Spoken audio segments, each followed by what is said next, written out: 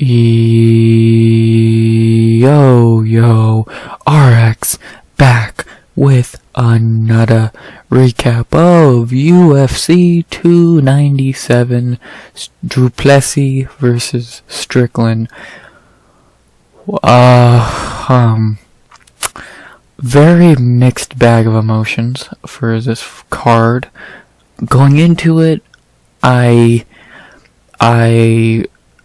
started the week very kind of just thinking it'd be a kind of whatever card that wasn't that good. Then throughout the week I got more hype for it. I started to think, okay, maybe this could be pretty good. And then by the end of it, it was not very good. It was very disappointing to say the least. There's a few good moments, few very, very good moments, I would say, but the bad definitely outweighs the good here, and it's kind of annoying. So, but we'll talk about all that in a second. So, yeah, it's always weird doing a recap on a bad card because I don't know, it's weird. This card is just giving me a really weird mixed emotions. So. It's not a mix of good or bad. It's not like I'm not happy, I'm not fucking sad about the card. I'm just kind of confused, a little annoyed. So, I don't know, it's weird. But I'm gonna stop rambling and say, before I get into the recap, please like, comment, subscribe. 100 subs go by the end of 2024. And, as always, unless I'm forgetting to say something, I think it's time to recap some fights. I don't think I'm forgetting anything. No. So, let's recap some fights. 12 fights went, 12 fights were breaking down, 12 fights happened, and we start off in the flyweight division, and I'm a fucking idiot. The first fight of the night in the men's flyweight division, we have Jimmy Flick versus Malcolm Gordon. Oh, fucking dumbass. Round 1, Gordon dominates. On the feet, he's just bull rushing him. On the ground, he's dominating. Almost got caught in a Von Flue choke, but he was able to survive round 1, and Gordon did take the first. In round 2, he blitzed Flick again. He, I think, tripped and ended up in in a sprawl. Flick got on his back, and over time he got an arm triangle choke and submitted Malcolm Gordon and early in the second. So yeah, I'm now 0-2 for lock picks this year. I'm okay. Getting Tom Nolan wrong last week was fine. Cause he's a giant favorite. Everyone thought he would win. This is just fucking annoying. Fucking dude.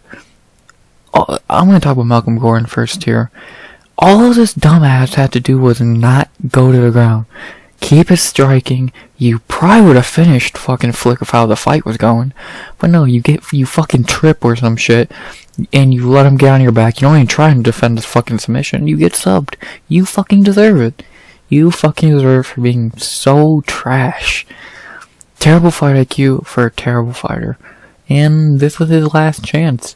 He missed weight again, and he has to get cut now. I don't know how you don't cut him. He's missed weight 2 times in a row, which that's already cut worthy. And now he just got beat by a dude who's a terrible fighter at home. It's fuck, man. And to be honest, you fucking only won 2 in a row because Dennis Bondar snapped his arm. Do I really think Gordon was going to win that fight? I don't know. Probably not. So, yeah, Gordon is a terrible fucking fighter, and he just needs to go. Can't make weight, has no fight IQ, he's just fucking stupid. I'm annoyed. Fucking whatever, man. At least shining light here is that at least the other 2 locks on the card also lost. I'll get to them later. So no matter who out of the 3 options I could have picked for a lock, they all fucking lost. So So at least I went for a long shot pick, and it shit the bed. So, yeah. Gordon, I'm happy I don't have to break down any more of your fights, because you fucking suck. Don't have to watch them, fuck. Talk with Jimmy Flick, like, good for him that he did get back in the win column, but dude, he's not a good fighter. His striking is still non-existent. All he can do is fucking get you to the ground, so he's barely good at that anymore. When he fucking fights someone who ain't a dipshit, like when he fought Alessandro Costa, he's gonna get destroyed again. If someone can keep it standing, he's going to get beat up pretty easily. So, like, good for Flick to get back in the win column one more time. But yeah, it's probably gonna his next fight.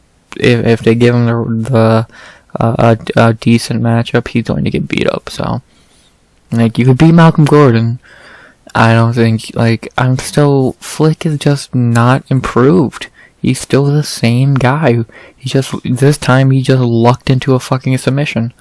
So, not really impressed with Flick here, but I guess good for him, as I've said. So, yeah, not very much else to say about this pretty whatever fight to begin the early prelims. Only thing left to say now is, who should they fight next? For Jimmy Flick, you give him a kind of decent matchup, like Vinicius Salvador is not a bad one.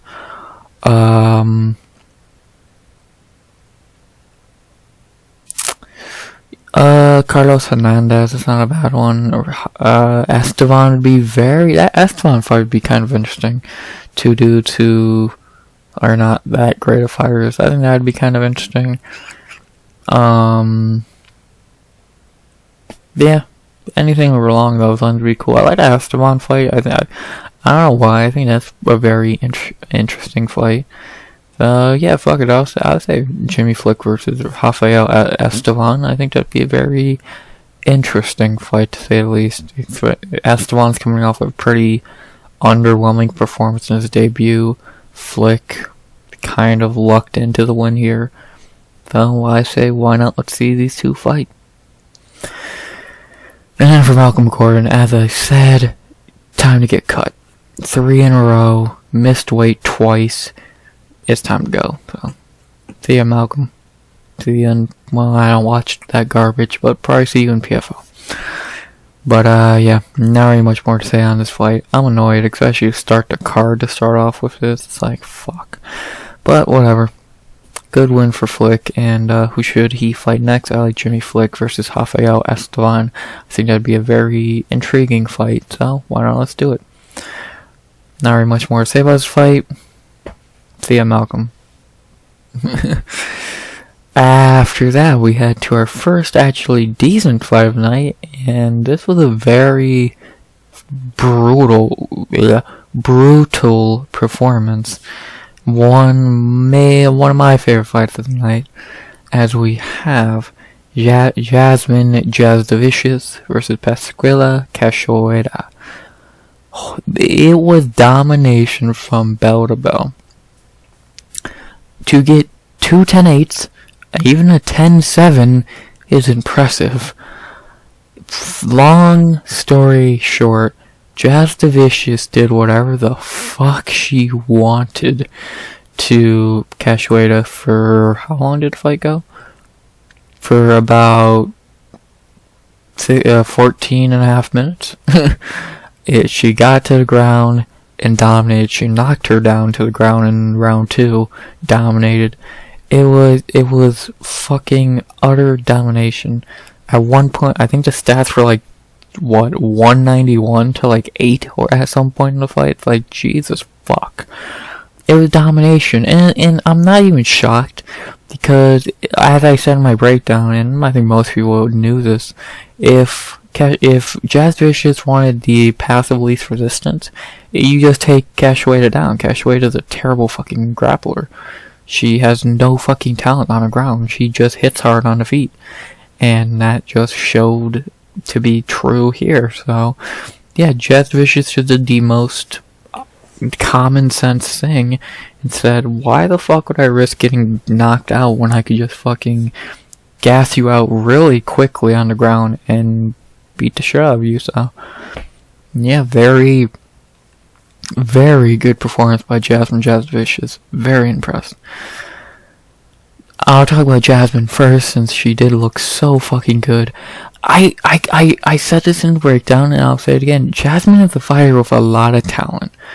Her striking still is a little iffy, but it's getting better. It's her ground game and gas tank are her main weapons, though. She beat the shit out of Cachoeira for 2 rounds straight, and she didn't look tired. And then her submission game's a little weird, because she kept doing the Darce choke wrong. I don't even think she did get a Darce choke in the end. I think it was like a fucking anaconda or some shit. But she did look great, and out of her last 4 fights, she looked great in 3 of them, and she's shown how she is a very talented fighter. Her one issue is when she is forced to strike. In the Cortez fight, if she had a little better striking, she could have easily won that fight. If she doesn't learn better striking pretty quickly, because again, her striking ain't bad. I won't say it's not bad striking, but it's barely passable. It's the most basic striking possible just to get it to the ground. And it works against Miranda Maverick and Cachoeira and Fernandez, but it's not going to work against higher level competition. And I like it. I'm just ignoring that fucking Natalia Silva fight, because that's Natalia fucking Silva. Come on. So, yeah, I'm happy for Jazz. She's looked great again in Canada, and I hope she continues this streak, unless she does fight who I think she should fight, and then I hope she gets her fucking brains beaten. But until then, yeah, very great performance by Jasmine, and she needs to start racking up these really good performances in these rankings.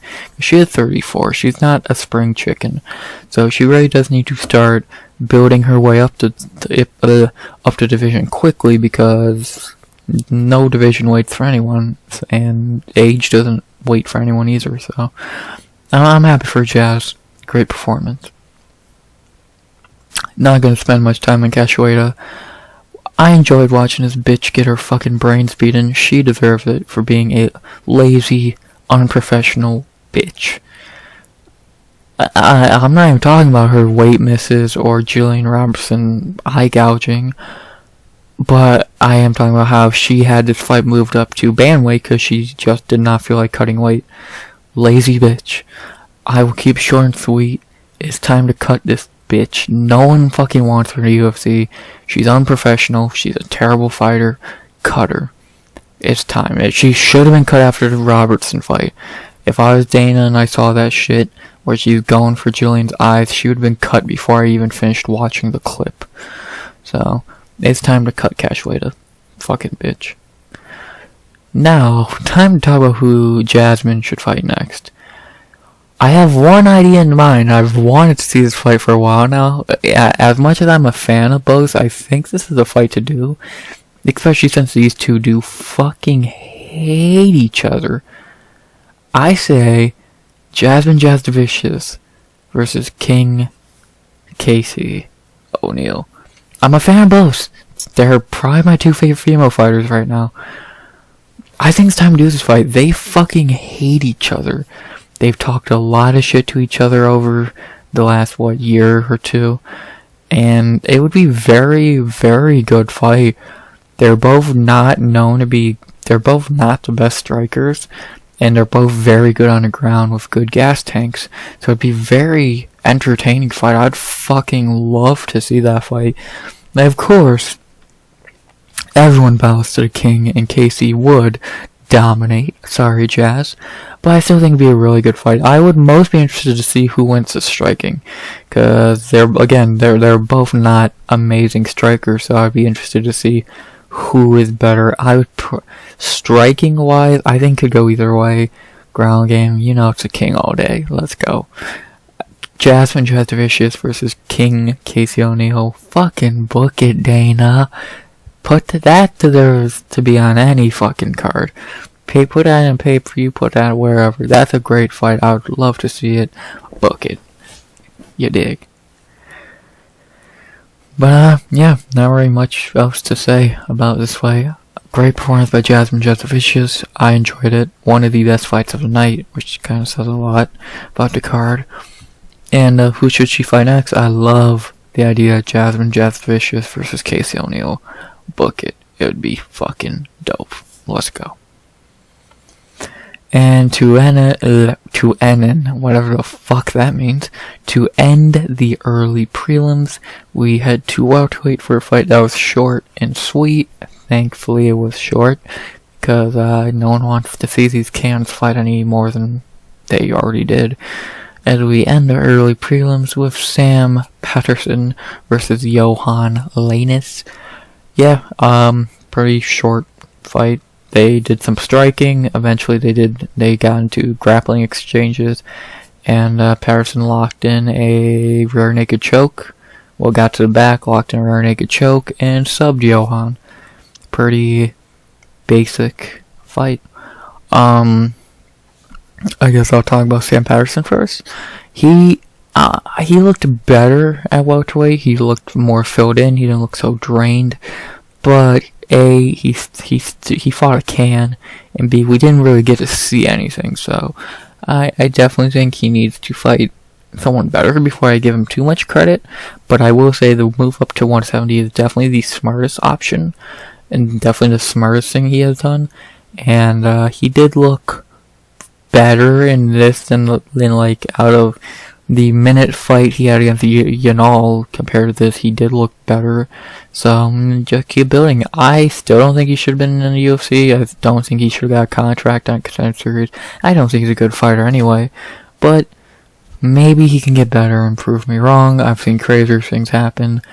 And he looked better at 170. But still, I'm not going to give him too much credit without credit being due. You beat a bad fighter. And then talk about Yohan Lainesse, very low to say. He's not a very good fighter. He hits hard. He has no gas tank. And yeah, would I be shocked if he gets cut? Not really. I think they said it was the last fight on his contract, which makes sense. If they cut him, would it be a bad cut? No. Like 1-3 in the UFC, and that one win of a fight I remember being very disputed at the time. So I would give him one more fight, but I don't know if the UFC will. So we'll see what they do. Yohan's just not a very good fighter, and if they do give him another fight, he'll probably lose and get cut. So either you can rip the band-aid off now or later, their choice.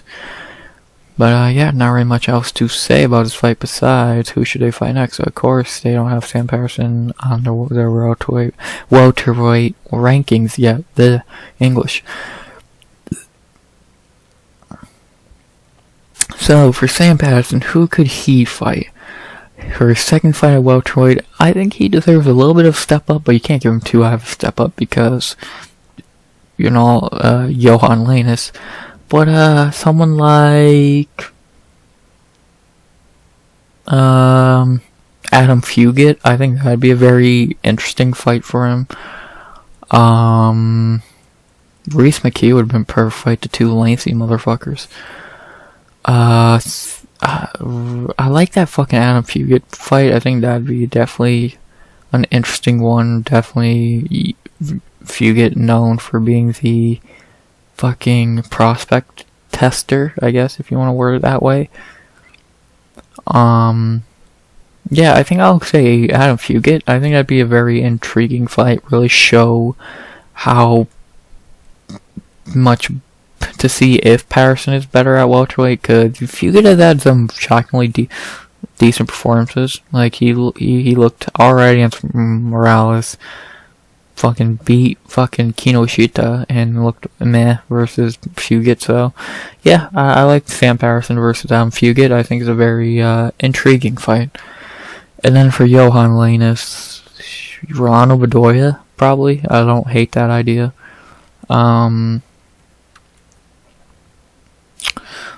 Bedoya or Kinoshita would be interesting. trying to think if there's anyone coming off the Contender Series. I don't think so. I think all of those welterweights are booked. So yeah, let's go. Yohan Lainesse versus Rolando Bedoya.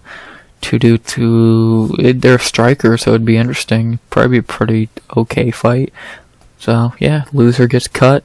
I like it. So let's do Yohan Lainesse versus Rolando Bedoya. I think it'd be a very interesting fight.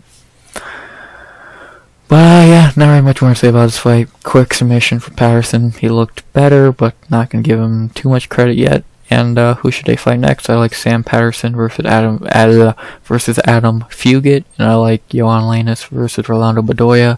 Patterson and Fugit makes some sense to me. Yohan and Bedoya could be a decent fight. So yeah, not very much more to say. Good win for Patterson. Those were the early prelims. 3 submissions, which is kind of funny. All different submissions, all chokes, funny enough. And yeah, it was fine. Like Jasmine definitely was the highlight of the early prelims. This was okay, and this was forgettable. So yeah. Now I move to the prelims. What the fuck? Now we go to the prelims. I'll speak English right eventually. And yeah, we go to the very interesting prelims as we start off in the women's strawweight division with a fight that went the worst way possible for my fucking I thought I was smart pick, as we have Gillian Robertson versus Polyana Viana. Fucking god damn it, bitch. Ugh. So, long story short, Robertson got a takedown pretty quickly in round 1, under a minute. It's just a basic fucking single leg. And then just started pounding on Polly Paws on her way to a dominating win in round 1. And then in round 2, much of the same. Takedown, ground and pound, win. TKO, middle of the second round. God fucking damn it, Polly. I'll talk about Polly first because, again, I was pissed at Malcolm for being my dog pick and my lock pick and losing. Now Polly was one of my 2 dog picks. I made a tweet about. I had a couple more, but her and Arnold were the 2 I was showing off, and she fucking embarrassed my fucking. All you had to fucking do was keep it standing. You probably would have won, but you can't stop a fucking single leg. Maybe focus more on fighting than OnlyFans, you dumb bitch. She's just not a good fighter, is what I've learned. She's had decent performances. This was alright. She looked okay in this fight. But overall, she's just not a good fighter. Her bad fight IQ, not a good gas tank, she quit in that and she quit against Robertson. She's just a very bad fighter, and I'm definitely not rushing to pick her again because she fucking sucks. When your best one in the UFC out of fucking how many fights have you had now? Fucking 10? You've had 10 UFC fights and your best win is Mallory Martin. You fucking suck. Yeah, I'm annoyed. Never pick a bitch with an OnlyFans. That's the moral of the story, kids. Never pick someone with an OnlyFans because they always suck. Name one good fighter with an OnlyFans. Paige VanZant, Rachel Ostovich, Hannah Goldie, Polyana Viana. I could continue. They don't care about fighting, and that's why I'm not picking them anymore. Because they always lose. It goes that pick strategy for FWMA now. It will fucking work, I guarantee you. So, I'm annoyed. Fucking, yeah. And then for Gillian Robertson, can't get mad at it. She fought the perfect fight against someone who ain't gonna stop a takedown. And she looked like Gillian Robertson, man. She looked really good. She now is tied for second most finishes in women's UFC with Jessica Andrade. And yeah, she looked good. Now fucking 3-2 in her last 5. She's looking good. I don't know if she gets a rankings fight. I know they were talking about that after the fight. I don't know about all that because if you look at the rankings, I don't know who should really fight right now. I'll talk about that more in a second. But yeah, she, like, I always think Robertson's older than she is. She's only 28, which is fucking insane. So good for her. Another good win for her second finish in the UFC by TKO. The other one was in Canada, coincidentally enough. And yeah, she looked good. Pretty simple. Now to talk about who they should fight next. That's a completely wrong fucking thing. For Gillian, again, if you were to give her a rankings fight, who? Gomez, no one wants to see that. Carolina, Angie, I don't see Angie fighting out the rankings right now. No. So your best bet would be Waterson or Carolina, and I don't know why you would. No, Carolina deserves to fight up the rankings. So your best bet is Waterson, and no one wants to see Michelle Waterson fight. So let's pick someone who's actually like good. Yeah, fucking.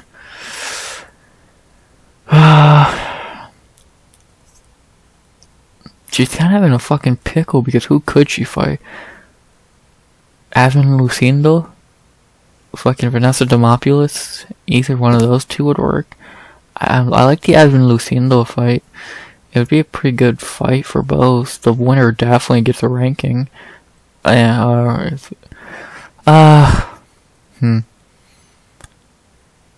leaning Jasmine Lucindo. I think that'd be a very intriguing fight. I'm trying to see if there's anyone better for Jasmine to fight. I don't think so.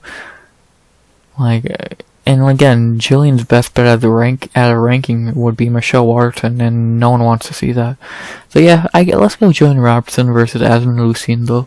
I think that'd be a very good fight. Both looking very good in their last few fights, and it would be interesting. Most likely, Gillian would just get beat up striking, but I still think it'd be an intriguing fight, and so let's do it. It would be different. And now for Polyana, Viana. Do you give her another fight? I guess, but man, her fucking contract is getting very close to being cut because holy fuck, man. And who do you even have her fight? Jessica Panay? Like, I would fucking feed her some like Denise Gomes or Vanessa Demopoulos to get back on, to have one of them get a win. Like, or Edward Mora would be interesting. Feed her to a fucking prospect.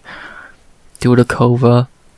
Any one of those fights would be good, because at least you're getting something out of Viana more than feeding her to fucking Jessica Panay or some shit. So it just fucking makes most sense. Feed her to Denise or Edra or Demi. So I'll say I like the Denise Gomes idea. I think it'd be a very intriguing fight. So I guess we can go with that. Yeah, why not? So, whatever. I'm annoyed that Polly can't stop a fucking single leg. But, whatever. Who should I fight next? I like Gillian Robertson versus Jasmine Lucindo. And I like Polyana Viana versus Denise Gomes. Gillian and Lucindo makes a lot of sense. Both have looked good in over their last few fights. And Polly versus Gomes to be a very fun fight. Would be a good way for Gomes to get back on track after losing to Angie. So, yeah, I like both. Let's do them. After that, we had one of the best fights on the card. Probably the second best fight on the card. This fight was just fucking insane. As we have in the bantamweight division, I swear these guys were a higher weight class. Ramon Taveras versus Sidey. What a fucking fight. Round 1, very good round. Taveras landing the better shots and did take that round. Round 2, very close round. Definitely the closest round of the fight. And Ramon definitely hurt Sidey bad, like really fucked up his nose. Dropped him bad with a shot. I think Ramon got round 2, then round 3 was all Sidey. So, Sidey got round 3, and then we went to the scorecards for the first time tonight. And I think the judges got it right here. I gave Taveras round 1 and 2. I think this scorecard's stupid, but this is right. And yeah, it's good to see them getting the decision right for once. It's rare.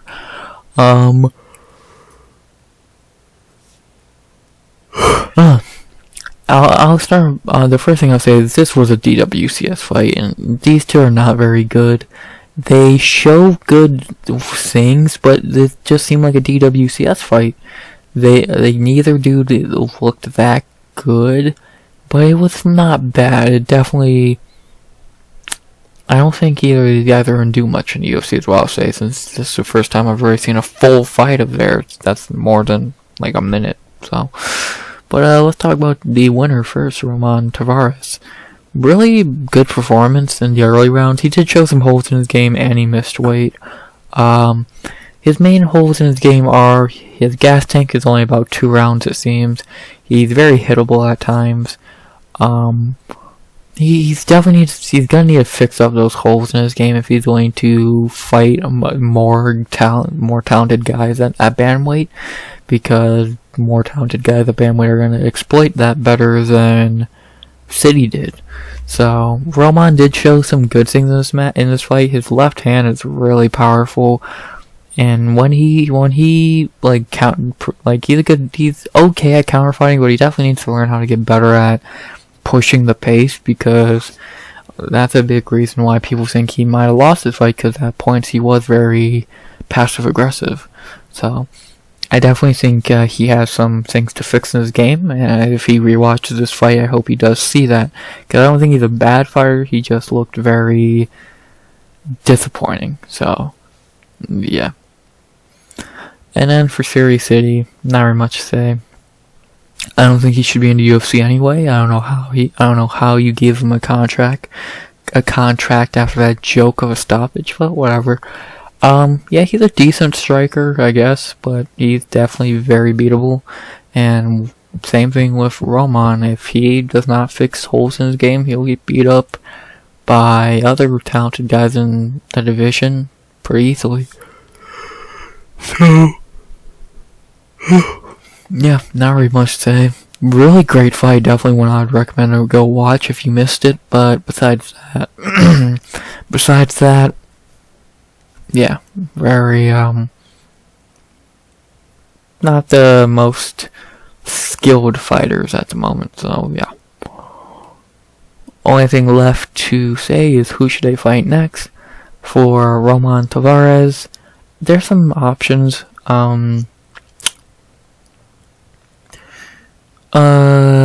You got Daniel Argueta, yeah, fucking Muim Gaffarov, Jose Johnson. Yeah, a few decent options. Any of them would work. I guess I'll go with. I like that Argueta fight. I think that'd be a very interesting one. Both guys not having the best of luck lately. Like, fucking 2-0 contests back to back. That's crazy. But yeah, I like that fight with Argueta. I think that'd be a very fun fight. Two very high-paced, fun fighters. So I don't see why not book that fight.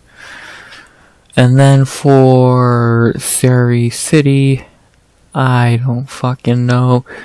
Who do you really give him? Like Luan Lacerda? Fucking. Like who? Victor Hugo? Like, I'm not really sure. So you can give him really a lot of people. Does he beat him? I'm not sure, but he definitely will probably fight the bottom of the barrel fighter next. So yeah, not really much more to say about the fight. Really great fight, but outside of that, some very green fighters in the fight. So who should they fight next? I like Ramon Taveras versus Daniel Argueta and Serhiy. Who cares? Argueta and Taveras would be a very good fight. After that, we go to the complete opposite of the last fight, as we head to a very bad fight between Sean Woodson versus Charles Jourdain. What a fucking stupid game plan by Charles Jourdain. He tried to fight Woodson at fucking range for the whole fight, and it failed, obviously. Like, there's no way he was gonna win this fight fighting at range against Sean Woodson. You're gonna get pieced up and lose like he did. Really just low fight IQ move from Jourdain. Why the fuck would you not close the distance and try and do more? He did at points, but it failed. But at least that would have been better to fail than to not do it at all early in the fight. So it's a really frustrating performance from Jourdain for 15 minutes. 'Cause that's all it was. For 15 minutes, it was pretty much Woodson just fighting at range, winning, and when Jourdain did try to do something like a takedown or something, he just stopped it. So yeah, very annoying performance by Jourdain. I guess I'll talk about first. I can't get a fucking read on this guy. He has talent, but every time he gets a big fight, he chokes. Burgos, he looked underwhelming. Nathaniel Wood, he looked terrible. Sean Woodson, he fucking had no game plan. What is wrong with this fucking dude? He has talent, he just keeps underperforming. Like, I don't get it. I really don't get it. Like, if he would have went in here with a better game plan, I'm not saying he would have won, but he would have had more of a fucking chance. He didn't even fucking get close to winning this fight. Like, I don't even know if he won a round. Being nice, you can give him a round, but fuck, I think I gave it 30-27 Woodson. No, actually, no, I think I did give Jourdain round 3, but either way, he still fucking gave up the first 2 rounds like an idiot. So, very annoyed and disappointed by Jourdain's performance. I expected a little more, especially since it was in Canada. He missed out on the first Canada card last year. I expected a little more, but he fucking underperformed, man. Very annoying. Very annoying. And then for Sean Woodson, what a perfect performance. He just fought really smart. Fucking fought at range and won the fight. He didn't try and do anything extracurricular, and it worked. So, and now he's won 4 in his last 5, and that fucking other one's not even a loss. So, he's looking good. He's really looking good coming into his own. Not his best performances, but what do you like? I don't know. He's looking good. I'm not saying he's gonna be a ranked guy. I doubt he will be, but he's looking better than he has in past times. So yeah, just really smart performance by Woodson, and Jourdain made it easy to fight smart because all he had to do was fucking keep letting Jourdain try and fight him at range. So that was gonna work for 15 minutes or less. So yeah. Really good performance by Sean Woodson. And now to talk about who they should fight next. For Sean Woodson, there's some options. Fucking 2 in a row, 4 wins in the last 5. There's some good options for him. Coolibao, Jack Shore, Pat Sabatini. That Sabatini fight would be fucking interesting. I like that Sabatini fight. I think that'd be interesting. JSP would be fun, but I don't know about that one. Yeah, I'm liking that Pat Sabatini fight. I think that's a very interesting fight. It sounds pretty fun. See if Sabatini could actually get Woodson to the ground. I don't know if he could, but it'd be interesting. Yeah, I think I like that fight. I think I'm gonna go with that. It'd be interesting. I'm gonna stop yawning, I swear. But yeah, I'm gonna go with that. And then for Charles Jourdain, where is he? He really shit the bed here. Again, I'm very disappointed. And now he has to fight down. Against who? Fucking Darren Elkins would be a hell of a fight. He keeps asking for this Cub Swanson fight. I'd be down to see it. Fuck it. He wants his Cub Swanson fight. I say book it already. I don't know if they will, but fuck it. Yeah, not really much more to say about this fight. Jourdain just fought really fucking stupid and lost himself the fight, so yeah. Not really much more to say besides who should I fight next. I like Sean Woodson versus Pat Sabatini. I like Charles Jourdain versus Cub Swanson. Woodson and Sabatini would be interesting, I feel. And Jourdain versus Swanson would be a very fun fight that seems like Jourdain really, really wants. So let's give it to him. Good win for Woodson. And now we end the prelims for a fight that I don't know if I watched wrong or the judges got wrong, but whatever. I weird fight as we end the prelims with Garrett Armfield versus Brad Katona. I'll start off by saying this was a very lame fight. I thought it was very boring. So I'll start off by saying that, but I don't really get the decision here. Like, most of the fight, they were trading a lot of punches, so it's very even, and then Katona would end the round pretty nicely. So, I think Katona won this fight. Excuse me. I think Katona won this fight. Bare minimum, I think he got the first and third, but whatever, judges want to be fucking stupid, that's nothing new. So, I think it's a very questionable decision, but whatever. No fight idea, because I don't fucking care. It was a very bad fight, like I said, and it was, I don't know, weird fight, not very good. Yeah, very bad way to end the prelims. It's just not worth talking about that fight too long. I don't think it was not a good fight, and it was a weird decision, so whatever. But yeah, those were the prelims. They were fine. Like, this was great. Terrible. Just a very not great prelims. But now we head to the main card, which had ups and downs. More downs than ups, but whatever. As we start the main card with a banger, which of course this was a banger. I don't know what else to expect from this fight. As we have in the featherweight division to begin the main card, Movsar Evloev versus Arnold Allen. What a fight! Round 1 was very close on the feet early until late in the round.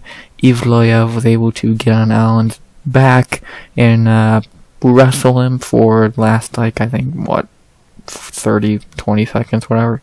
So Evloev got round 1.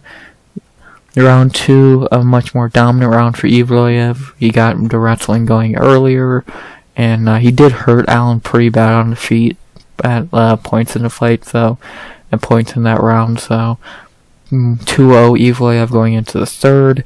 And then Allen had to fight for the finish. He tried to get it, throwing knees and all this shit. By the way, those knees were legal, but whatever. Mark Goddard, what do you expect? It's a shit ref. And Allen didn't get to finish, so he lost a 29-28 decision. It's the right score. Evloev did win that fight. Allen, really? If Allen didn't fucking get taken down late in the first, he would have won this fight. It's just that really close round 1 being ended with Evloev controlling and wrestling. It lost him the fight. So, yeah, very not a great performance by Arnold Allen, but it was a great fight. It was a very high level great fight. So, yeah. I guess I want to talk about Evloev first. I'm not a fan of Evloev. He is a piece of shit. But I will give him this. I was wrong. He's a very good fighter. He's getting better. His striking has improved over the years. And of course his grappling is really good. His cardio seems to be decent. He really impressed me this fight. This is by far the best one of his career. And he looked good. He looked good. Not really much else to say, man. To beat Arnold Allen like that is impressive. To hurt Arnold Allen on the feet like that, so Max didn't do till the last 2 seconds of the fucking fight. It's impressive. It was very impressive. And Evloev does look like a problem in this fight, in the division. Like, when he locks onto your body or something, he ain't letting go. And striking, he's getting better, so I'll give Evloev that, man. He's pretty decent as a fighter, and he keeps it yo another day. I'm very interested to see how he does in more fights, tougher fights in the rankings, so let's see what they do with him. To talk about Arnold Allen, he's in a really weird spot now. He fucking lost 2 in a row. He is a very good fighter, but he kind of choked here. Like I said, if round 1 he didn't fucking get taken down, he would have won. So he really needs to go back to the lab and rework some things, because he is a very talented fighter. But now 2 L's in a row. The max one you can excuse, and this one, okay, you're starting to be like, okay, what am I doing wrong?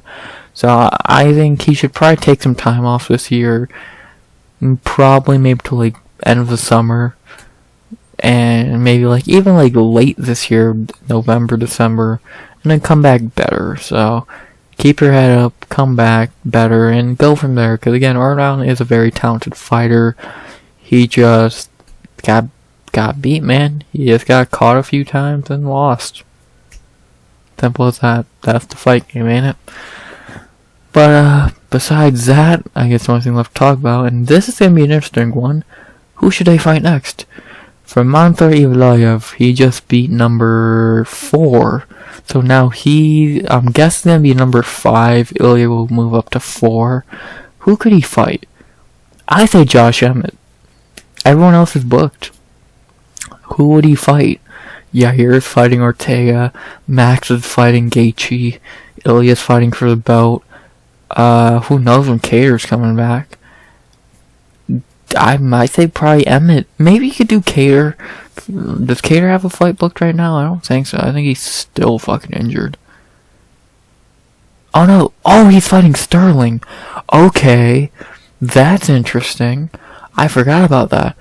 So you kind of have fucking you kind of have Giga, Evloev, and Emmett all in this fucking weird space where it's who fights who.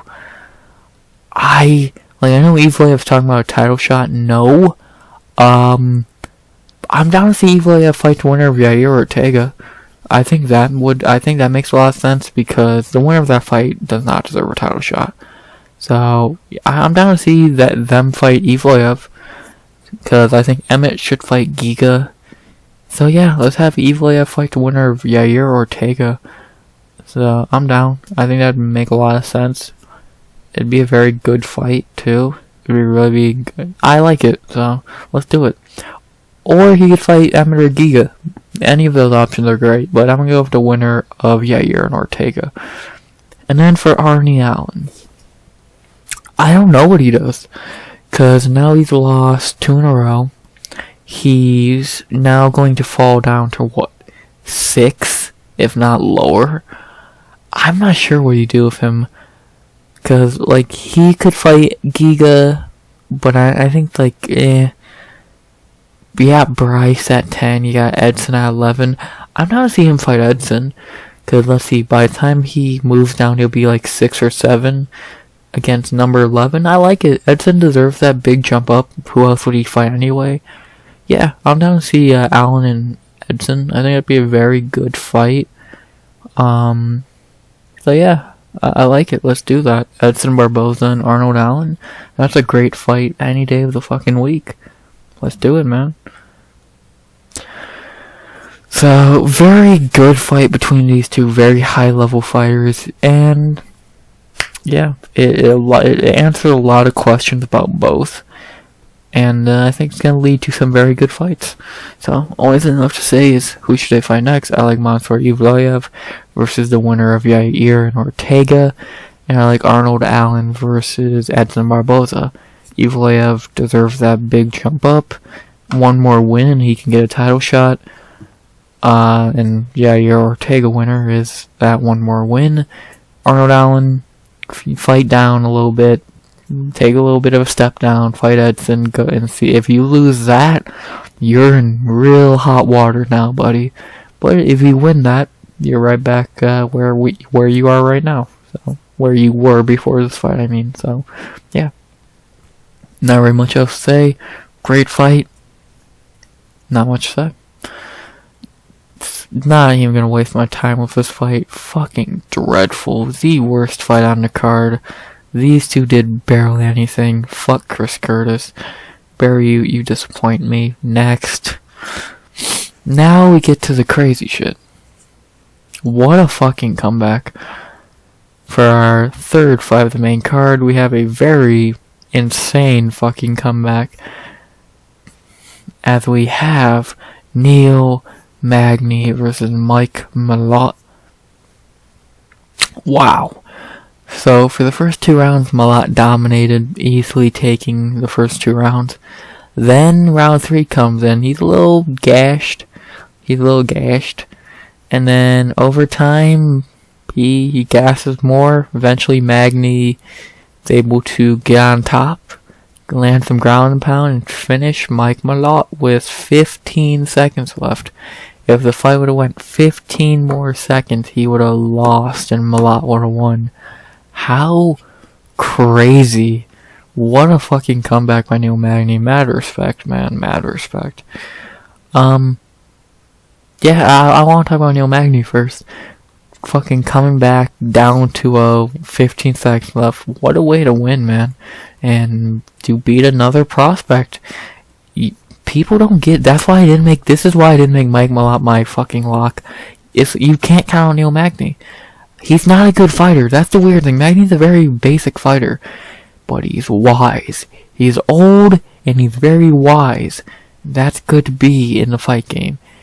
And it showed here, beating Mike Malott. He looked good, and he didn't look that good, but he got the win.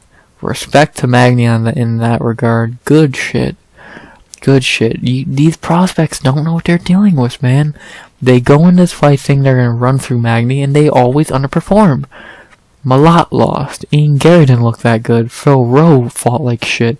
The last dude who looked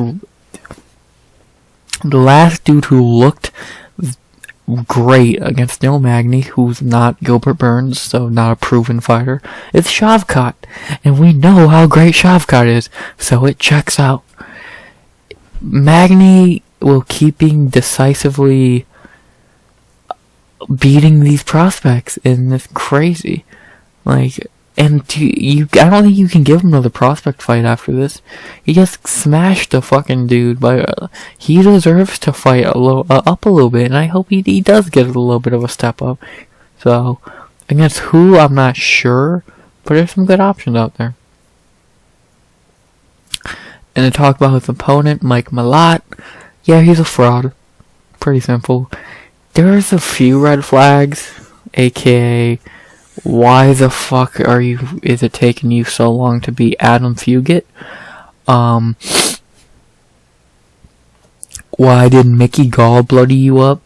But eventually, those red flags turned into an L. Cause fucking Neil Magny exposed his ass. Yeah, Malott's another fraud. Nothing more to say. Canada, your best hope is Jasmine Jasudavicius. Now talk about who they should fight next. For Neil Magny, he deserves to keep fighting up the rankings. He got a nice win, fight up the rankings. I don't know who he could fight. I guess he could fight Renat, but I don't think that makes a lot of sense right now. I saw someone say Wonder Boy. I like it. I think that would be a really good fight. The two veterans who've never fought, they've never even been booked against each other, I don't believe. I would be really down to see that fight. And, oh no, they were, wow, that's interesting that they were booked at one point. Years ago,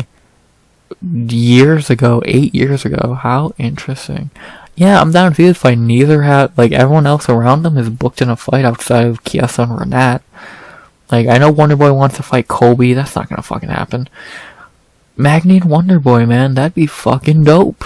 The two OGs going at it, fucking 40 and 36. That'd be dope, man. I'm down to see that. Let's do it. Wonder Boy and Neil Magny. Fuck yeah. And then for fraud, Mike Malott. Yeah, he's gonna go back to the fucking G Leagues, beating up tomato cans. Who could he fight? Nico Price. Probably someone like that. It's not even worth it, man. What a fraud. Sorry, Canada. You tried. But, yeah. I'm happy for Neil Magny to have a really crazy comeback. And who should he fight next? I love the idea of Neil Magny versus Wonderboy Thompson. I think it'd be a really entertaining fight. The two OGs. See it, man. Great comeback for Neil Magny against the fraud. And now we get to some titles. And oh boy, we get to some titles, alright, because this was bad. This was oh so bad. As for our first title fight of the year, we have Raquel Pennington versus Mayra, Bueno, Silva. This fight kinda went how I thought it would. It was either gonna go one of two ways, and I think I said this in the breakdown. Either Mayra was gonna get a submission early, or Raquel was going to be able to survive and win late. The latter happened, and Raquel Pennington is a UFC champion. In round 1, Mayra did really good work, looked very good, almost got some submissions, all that. Then round 2 hits. She starts to slow down, Rocky starts to wake up, and it's a close round, but I think Raquel won it. And then from round 3, 4, and 5, Mayra just gave up. She was tired, mentally beaten, and eventually she just got beat. Lost the decision. That's that. That was my big red flag with Mayra coming into this fight. That can she go 25 minutes? We've seen her in 3 rounders not look so good. We've seen her really not take any adversity in her last 2 fights, which is a big reason why I think Raquel had a chance here. Because if you look at Mayra's last few fights, who did she beat? And were they close? Were they even competitive? Not really. She beat Yohan Wu, which was actually a close fight. Stephanie Egger, which was a quick submission. And an old Lena Landsberg. Really old Holly Holm. She's just not been taking any... She's not really been taking any damage, none of that shit. She's just been on one-sided fights. She's not went deep into a fight. And this is the first time she's been dragged deep into a fight since Manon. And in that Manon fight, she lost. She looked tired. And again, in that fucking Yohan Wu fight, she looked tired. She's really dangerous early in the fight. But when that fight starts going deeper, round 2 hits, and then Mayra starts to change a bit. She's still good early. But by the end of round 2, she's done. So... that was a giant red flag for me in this fight, and that's why I did switch to Pennington after thinking about it. Like I said, when this fight was first booked, I was team Bueno. I thought Silva was going to win, blah blah blah.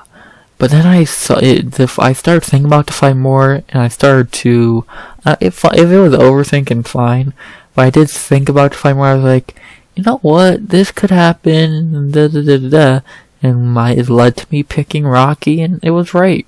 The signs did point to Rocky. She's a fucking veteran, man, and it showed. She's been in these 5 rounders. There's nothing new to her. So she's only been submitted 1 time, also, and it wasn't even in the UFC. So she has a good submission defense, and now she's a UFC champion.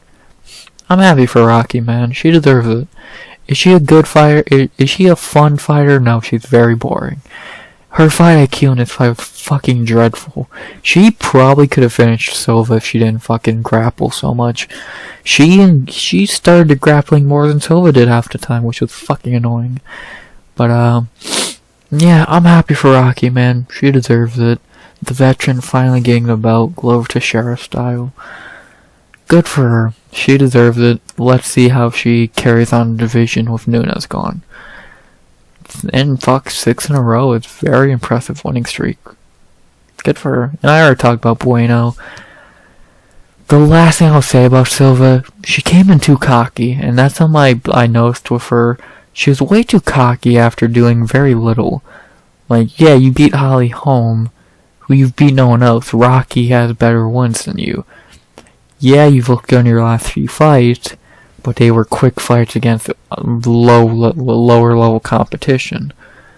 She kind of got pushed too quickly, and I feel bad for her to an extent, but she's still only 32, so this is a good learning moment for her, and I think it's going to be interesting to see how she does bounce back from this. Being so cocky and then being punched in the mouth and saying, you're not invincible, you're beatable, and she got beat, clearly, so it's going to be interesting, and I wonder how she will bounce back. The only thing I have to say now is, who should they fight back? Who should they fight next? And I don't even need to tell you who Raquel's gonna fight. She's fighting Pena next. It's pretty fucking obvious. Like, this fight, it was pretty obvious she was gonna fight Pena, so yeah, we're getting Raquel and Pena, which I agree with. Like, I get it. I'm okay with it. I don't love the fight. I think it's probably gonna be a bad fight, but whatever. Who else would Raquel fight? Irene? I don't see it. So yeah, she's gonna fight Pena. And then for Mayra, there's some options for her. So let's see, she's ranked 3rd right now. Does Kellen have a fight? No? She could fight Ketlin or Irene. Either or works. I don't think either is a bad option. You can go with either option. I don't think it's bad. It's pretty much when Mayra's ready to fight, who's more available. So, Ketlin or Irene either work for Mayra. So, yeah, let's just go from there, I guess. Yeah, this division, like, I'm happy division finally does have a champion, but it's still a very dry division, so I'm interested to see what they do. So, good luck. Valentina, can you move up, please?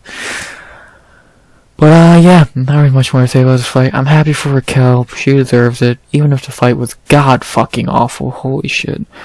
And, who should they fight next? I don't like. It's gonna be Raquel Pennington versus Juliana Pena. And, for Mayra, I like the idea of her versus Irene or Ketlin, either or is a good idea. So, yeah, let's do it. And now the controversy starts. And, I have a mixed opinion on this fight. I don't know. Maybe I'll piss some people off my opinion, but, it's an interesting one. As we end the night in the middleweight division for the belt, Dricus du Plessis versus Sean Strickland. So let's go round by round. In round 1, it was close, but Strickland, I think, clearly won the round. Well, that make no sense. It was close, but Strickland did win the round. Round 2, same thing, different side of the coin. It was close, but Dricus won the round. I'll get to round 3 in a minute. I'm going to skip that for right now. Round 4, clear Dricus round, and round 5, a clear Strickland round. It comes down to that 3rd round. Who do you give that to? The stats are pretty much near even. I think it was 31-28 for Strickland. So 3 strike difference. No takedowns, no nothing. It was razor thin. And that's the deciding round in the fight, because Strickland got the 1st and 5th. Dricus got the 2nd and 4th. It comes down to that middle round. Whoever you give that to wins the fight. So, and by that definition, do you call that a robbery?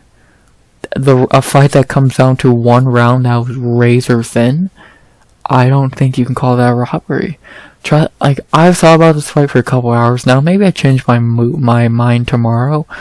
But after thinking about it more, it was... First of all, a great fucking fight. I don't even need to say that, but it was a great fight. Second of all, am I mad at the decision? Not really. After thinking about it more, I still think Strickland won this fight. I definitely think he should have won this fight. But it's definitely a fight I'm going to rewatch when I can, because I think it's one that's going to be very interesting on a rewatch. I think live... is a lot more, I've said before, I think live is a lot more of a clouded judgment than on a rewatch. So, it's going to be very interesting. And I'm not going to call it robbery, but I do disagree with the decision. I definitely think Strickland won this fight. But maybe I'm wrong. Round 3 is razor close. He landed 3 more strikes. Yeah. I don't know, man. Very great, interesting fight is what I'll say. Very interesting. I'll talk about Dracus first. Respect to him, man. He proved me wrong. He's a very good fighter. He's really fucking good. I was not really blown away by the Whitaker performance. This impressed me. He should have lost, but I would have been impressed either way. Because it's not his fault about a bad decision. He's a really good fighter, and the hype was real, man. 30 years old. He's proved he's legit. So, good for him. Good, at least he's proved he's legit. He didn't fucking fall ass backwards into the win. At least he did look good and kind of earn it, so good for him. And then for Strickland, it's Strickland. What can I really say? He does not care that much. He's gonna keep being Sean Strickland. I know a bunch of fucking snowflakes are fucking doing fucking backflips and cartwheels around their fucking living room because you're happy the guy that hurts your feelings is done, but you're a fucking pussy. So Strickland, I don't always agree with what he says, but he I don't know, people fucking are weird, and yeah, I think he should still be champion right now, but whatever. It was, again, I want to rewatch it. It will be my final statement. But last thing to say is, who should they fight next? For Dracus, I'm not going to say Izzy because no one wants to see Izzy. I'm going to say you got 2 options.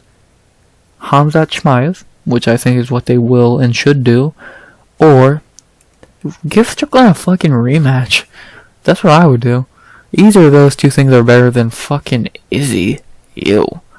No one wants to see Izzy. He sucks. And then for Sean Strickland, let's say Strickland doesn't get the rematch. What the fuck do you do with him? Does he fight Khamzat as Dracus fights Izzy? I don't know. They're in a really weird spot right now. Because now what? Does Strickland step in and fight Whitaker when Paulo pulls out? He probably would. If I don't know. It's a weird... Middleweight gets weirder every fucking card, it seems. So, I'm interested. I say Dracus versus Khamzat or Strickland. Either way, keep Izzy away. No one wants to see the dog fucker back. So, come on, Khamzat or Strickland. Give him a title shot. Really great fight. Respect to Dracus. Respect to Sean. They said to fucking death or whatever at the press conference, and then they delivered. What a fight. Boom. That's the recap. To go over how I did on picks. Never mind. 4 right. It's fucking bullshit.